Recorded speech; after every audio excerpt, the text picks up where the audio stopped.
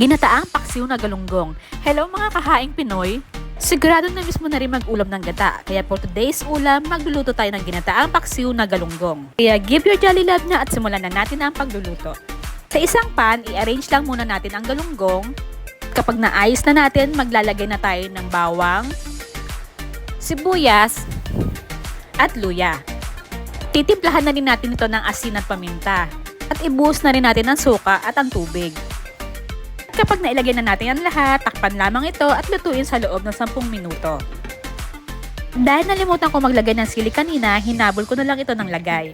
Next, ibusan na natin ang Jolly Coconut Cream na gawa sa real coconut. Nalasang-lasa ang purong gata. Takpan ito at lutuin sa loob ng 5 minuto. At kapag okay na, ilagay na natin ang mustasa.